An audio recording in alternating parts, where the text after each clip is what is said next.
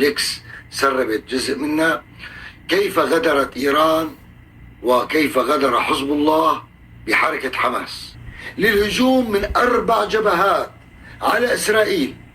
الحركة تبع حماس والهجوم وطوفان الأقصى هي المعدة، هذا الجزء الخاص بحماس، انه تهجم على مستوطنات غلاف غزة، على حاجز إرز، مثل ما نفذت حماس بالضبط.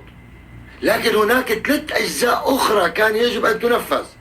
كان يجب أن يهجم حزب الله على منطقة الجليل وعلى شمال إسرائيل، ويدخل لعدة كيلومترات ويحتل ويسيطر على مستوطنات إسرائيلية. بترافقوا طبعا رمايات صواريخ، بترافقوا أعمال كوماندوس، بترافقوا أعمال من قوات حزب الله الموجودة، ويسيطر على جزء كبير من الشمال ويقترب بقدر الإمكان من حيفا. الهجوم الثالث كان يفترض أن ينطلق من الجولان باتجاه الجولان، باتجاه المناطق المحتلة، مع رمايات صاروخية من حزب الله وقواته الميليشيات الموجودة في سوريا. الجبهة الرابعة كان يجب أن تنطلق من إيران عبر صواريخ بعيدة المدى، وإيران عندها صواريخ مداها من 1500 إلى 2500 إلى 3000 كيلومتر. وبالتالي 4 هجمات من 4 مواقع تصيب إسرائيل، تزلزل إسرائيل، تنهي إسرائيل عمليا لو تمت بشكل كما هو مخطط.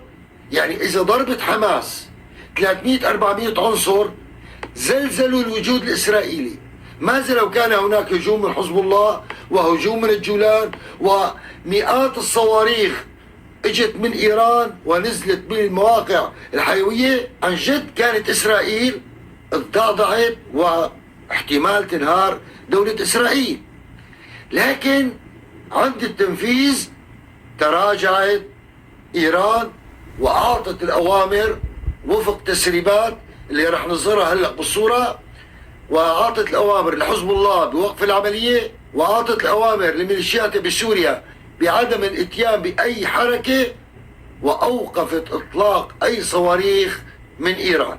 أيضا بعض المصادر سربت من أنه إيران كانت تتوقع فشل العملية، ومن أنه عناصر 300-400 عنصر من عز الدين القسام هدول إما يقتلوا أو يصبحوا أسرى لدى الجيش الإسرائيلي.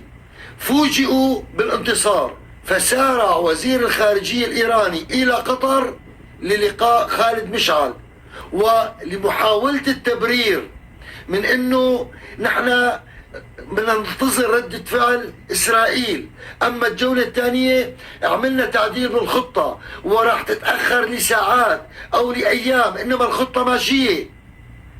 هذا الأمر بيرجع بيفسر لنا إنه ما في من عادة خالد مشعل أو إسماعيل هنية أو قادة حماس ينتقدوا إيران أو ينتقدوا حزب الله. خالد مشعل قال بكل صراحة بعد 2-3 أن تعاطي الأخوة كما قال في المقاومة لم يكن مقبولا. نحن فهمنا منه انه ما اشتركوا بعملية تفعيل الجبهات، ما قصفوا، ما شاغلوا. اما انه خالد مشعل يبدو ما هذا كان قصده. كان قصده خالد مشعل لم يكن مقبولا انكم غدرتوا فينا.